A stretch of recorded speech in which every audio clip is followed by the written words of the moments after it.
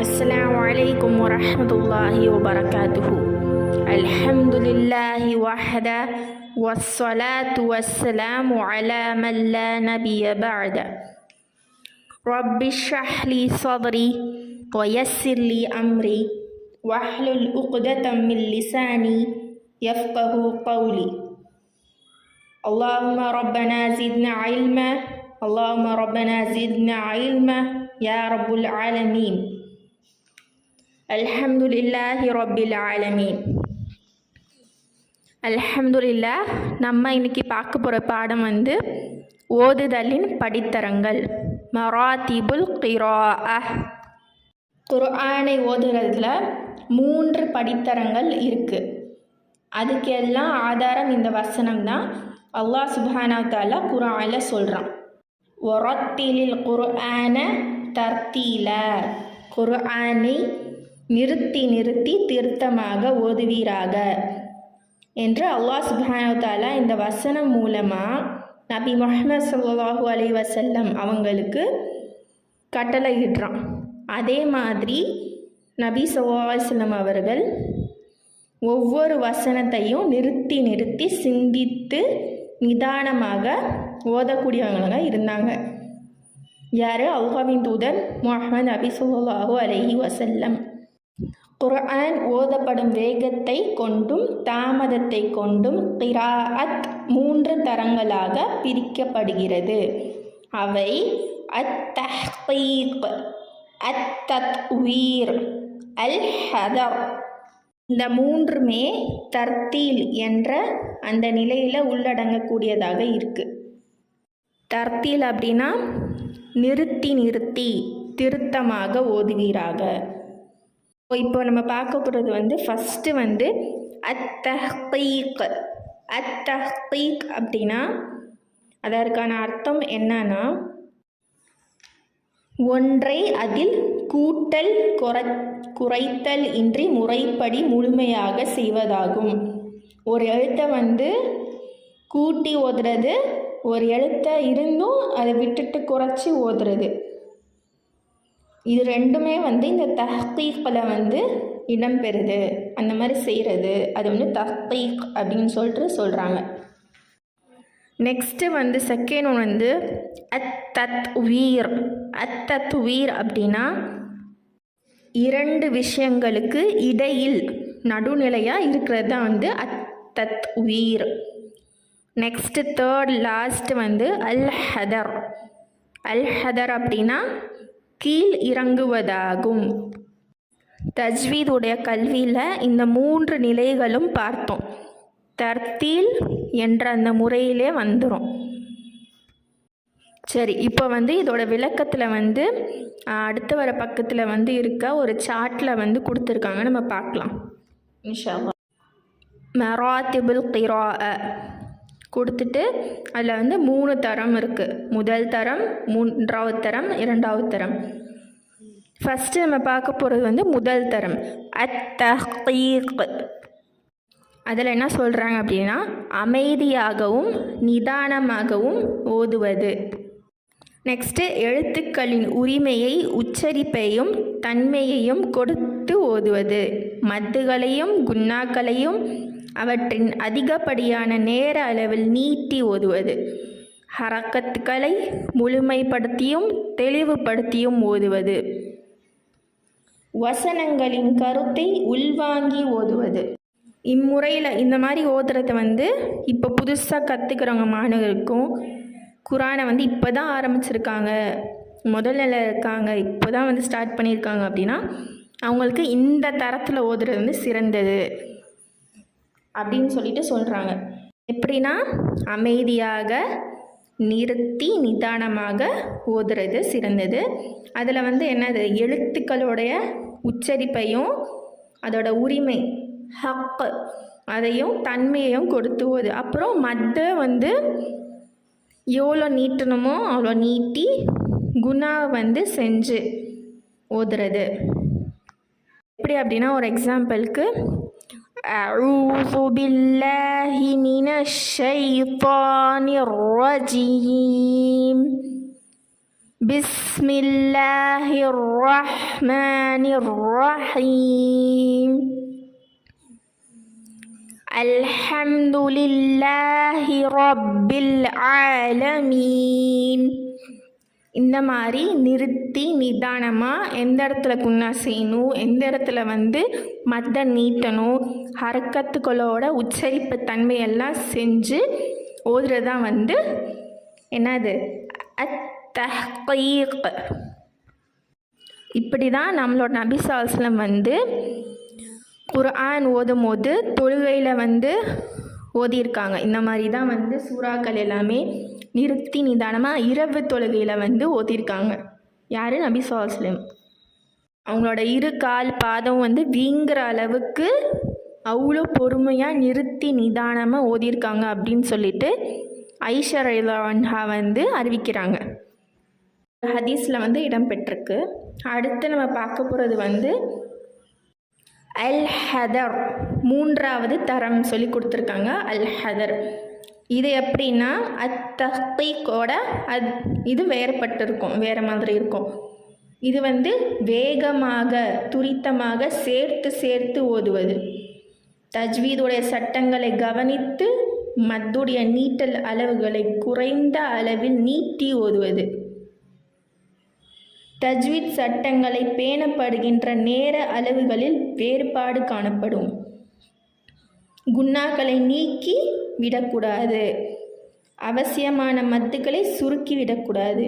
அத்தஹ்கீக்களை நிறுத்தி நிதானமாக எந்த இடத்துல எல்லாம் ரைட்ஸு எல்லாம் ஹக்கு கொடுத்துருக்கானோ அதெல்லாம் செஞ்சு ஓதுறது. ஆனால் அல் ஹதரில் வேகமாக ஓதுறது, வேகமாக ஓதி அது மத்தோடைய நீட்டல் அளவு கூட நீட்டுற அளவு கூட நம்ம என்ன செஞ்சிடறோம், குறைச்சிடுறோம். அப்புறம் குன்னா சரியாக செய்ய மாட்டோம். சில இடத்துல மத்தோட அளவு சுருக்கி விடுறோம். இது எல்லாமே எதில் வருது? அல் ஹதர், மூன்றாவது தரம். எக்ஸாம்பிள் எப்படின்னா அஊது பில்லாஹி மினஷ் ஷைத்தானிர் ரஜீம், பிஸ்மில்லாஹிர் ரஹ்மானிர் ரஹீம், அல்ஹம்துலில்லாஹி ரப்பில் ஆலமீன், அர்ரஹ்மானிர் ரஹீம், மாலிகி யௌமித்தீன். இந்த மாதிரி மூச்சு விடாமல் ஆனால் புரிகிற மாதிரி, மூச்சு விடாமல் புரிகிற மாதிரி ஓதுறது. இப்போது சில இங்கே இருக்க மஸ்ஜிதில் என்ன செய்கிறாங்க அப்படின்னா, இந்த தராவி தொழுகை வைக்கிறாங்க, இந்த ரமதானுக்குள்ளே ஒரு குரானை முடிக்கணும்னு சொல்லிட்டு ரொம்ப வேகமாக ஓதுறாங்க. அதில் அந்த குரானோட வசனம் ஒன்று கூட புரியாத மாதிரி வேகமாக ஓதுறாங்க. எப்படின்னா அஊது பில்லாஹி மினஷ் ஷைத்தானிர் ரஜீம், பிஸ்மில்லாஹிர் ரஹ்மானிர் ரஹீம், அல்ஹம்துலில்லாஹி ரப்பில் ஆலமீன். இந்த மாதிரி ஓதுறது தப்பு. ஆனால் அல் ஹதரில் வேகமாக ஓதுறது இருக்குது, சேர்த்து சேர்த்து வேகமாக சேர்த்து சேர்த்து ஓதுறது இருக்குது. ஆனால் இப்படி ஓதக்கூடாது, சேர்த்து சேர்த்து ஓதணும். ஆனால் அதுக்கான கரெக்டான எல்லா சட்டங்களையும் பேணி ஓதணும். சரி, அடுத்து பார்க்கறது இரண்டாவது தரம் அத்ததுவீர். அத்ததுவீர் அப்படின்னா இந்த அத்தஹ்கீக் அல் ஹதர் இது ரெண்டுத்துக்கும் நடுவில் இருக்கிறது. அத்தஹ்கீக் ஸ்லோவாக ஓதுறது, நிதானமாக. அல் ஹதர் வேகமாக ஃபாஸ்ட்டாக சேர்த்து சேர்த்து ஃபாஸ்ட்டாக ஓதுறது. இது ரெண்டுத்துக்கும் ஸ்லோக்கும் ஃபாஸ்ட்டுக்கும் நடுவில் இருக்கிறது பார்த்திங்களா, அதுதான் அத்ததுவீர். எழுத்துக்களின் உச்சரிப்பையும் தன்மையும் கவனித்து ஓதுவது, மத்துகளை அவற்றின் அளவுகளை நடுநிலையான அளவு நீட்டுவது, ரொம்பவும் நீட்டாமல் ரொம்பவும் கம்மி பண்ணாமல் கரெக்டாக நடுவில் வச்சு நீட்டுறது. அப்புறம் ஓதுறது நடுவில் வச்சு நடுநிலையாக ஓதுறது அத்ததுவீர், இரண்டாவது தரம். இப்போது மத்துக்களை நடுநிலையான நீட்டுவதுன்னு சொல்கிறாங்க. அதில் ஒரு மத்தை 3 விதமாக நீட்டலாம். 2 கவுண்ட்ஸ் கொடுக்கலாம், 4 கவுண்ட்ஸும் கொடுக்கலாம், 5 கவுண்ட்ஸ் வர வரைக்கும் நீட்டலாம்.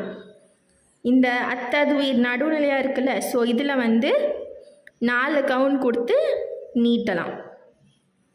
எப்படி அப்படின்னா எக்ஸாம்பிள் குல் யா ஐயுஹல் காஃபிரூன், இப்படியும் செய்யலாம். யா 4 கவுண்ட் நீட்டலாம்.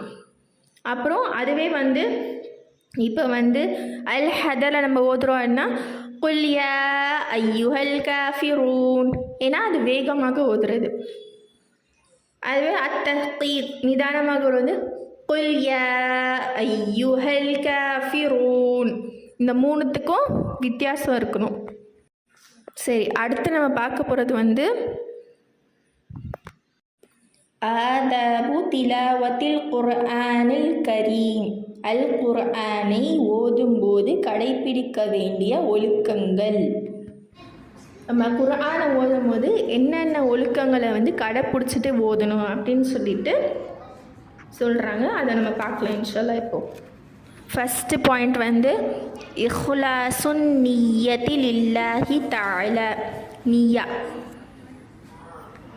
நியத்தை நம்ம வச்சுக்கணும். நியத்துனா எண்ணம், அல்லாவிற்காக ஓதுறேன் அப்படின்னு சொல்லிட்டு எண்ணத்தை வந்து வச்சுக்கிட்டு மனசில் வந்து வச்சுக்கிட்டு நம்ம வந்து குர்ஆனை ஓதணும். இதில் வந்து உள்ளம் சார்ந்த ஒழுக்கமும் இருக்குது, உடல் சார்ந்த ஒழுக்கமும் இருக்குது. 2 வகையாக இருக்குது.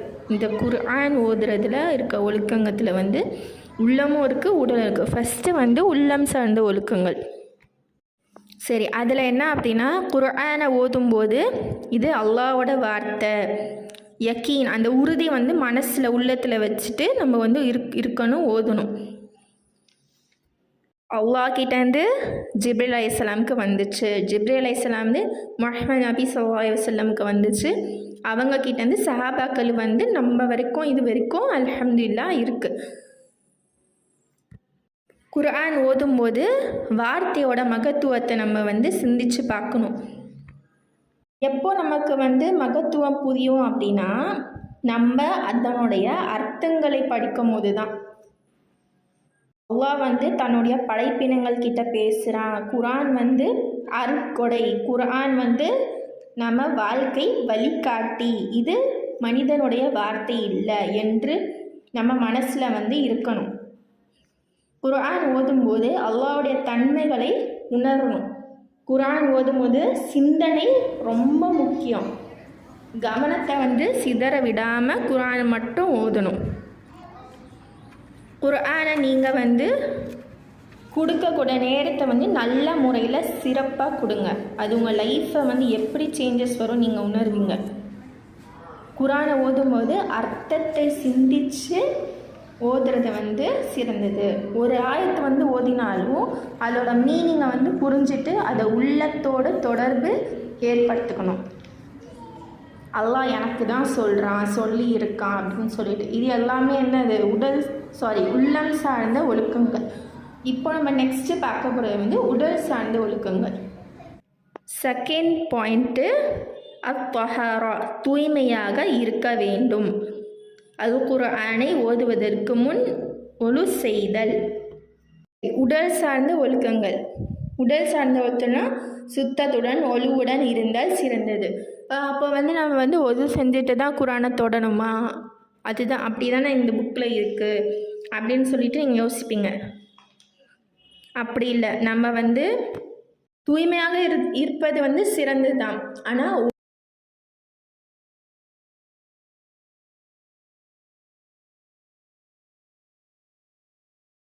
ஹதீஸில் வந்து அல்லாஹ்வின் தூதர் ஸல்லல்லாஹு அலைஹி வஸல்லம் கூட இருந்த நபித்தோழர் ஒருத்தவங்க வந்து இப்னு அப்பாஸ் அவங்க வந்து அறிவிக்கிறாங்க, பரிசுத்தமானவர்களை அல்லாஹ் சொல்கிறது யார் அப்படின்னா இதனை தொடமாட்டார்கள். இந்த ஒரு ஆயத்தில் இருக்கும் பாருங்கள்,